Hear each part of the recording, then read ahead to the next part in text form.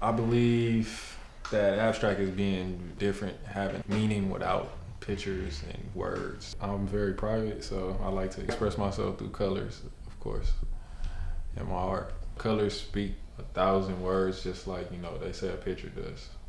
I don't sketch out anything, but I always like to start off with just a color that may describe my mood or describe something that I seen. I just kind of go from there. It's just like a building thing. If my painting was a recipe, I would add colors that just symbolize different things that may give them positive energy. A lot of the colors come from like my past travels, so I just kind of take little bits and pieces of things I've been through or I've experienced in life, and I kind of incorporate them into my art.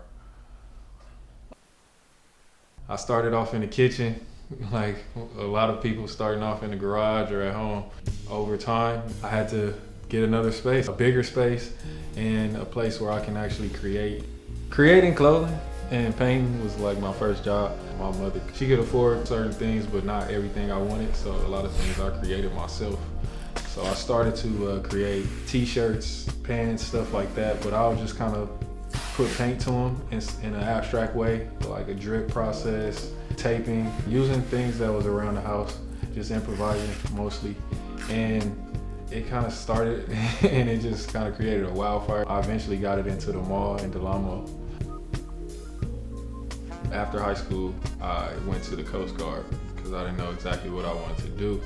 It sounded like the best plan for me at the time, so I just made the decision to go and try to start my life off that way. I was able to be around a lot of different people that I've never been around from different states and different countries and stuff like that, so it was definitely a great thing.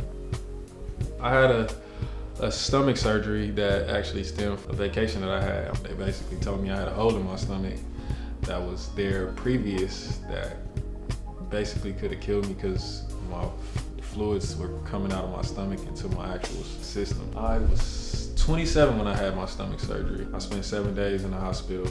Actually, it was the same building that I was born in. It was like a rebirth in a way.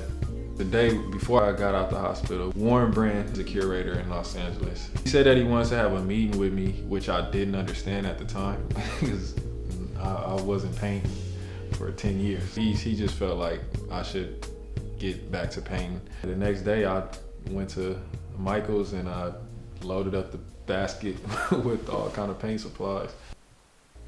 After my life-changing stomach surgery, I found a book in my mother's garage.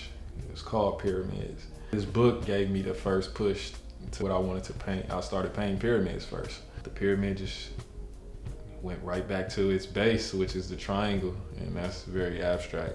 And you can use a triangle to make even more triangles that's more abstract than just a regular pyramid. My paintings are just like pyramids. You just start from the bottom and build your way up.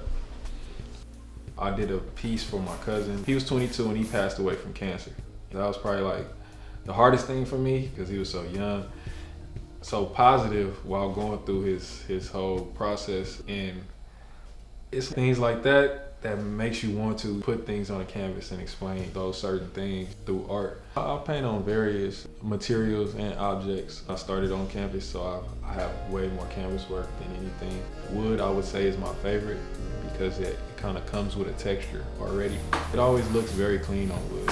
People think that tape is just, it just works magic and just makes things just totally straight, but that's not how it works. When you put paint on tape, it changes the integrity of the tape. You just have to know what tape is, what it does, and how to use it various ways and on various objects and materials. It would be kind of foolish for me to think that I wouldn't have anything wrong while I was painting, because nothing is perfect. Those are just times to improvise. It's just a time for me to create something else from something that I didn't even think was going to happen. Making sure things are neat and straight and stuff like that all come from my military background. I was a barber during and before the Coast Guard. It actually correlates to my art because I have to have a steady hand when doing different paint techniques.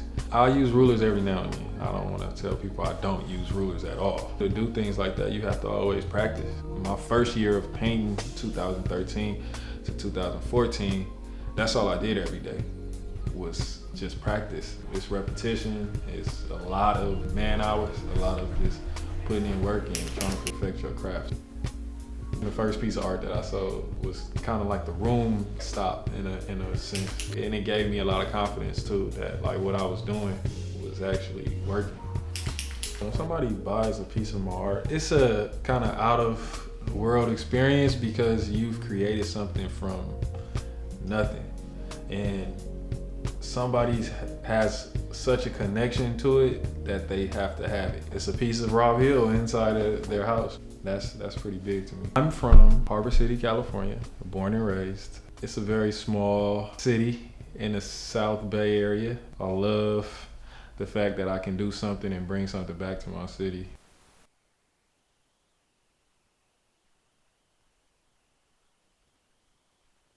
One thing I want my art to say is diversity. Unity through diversity.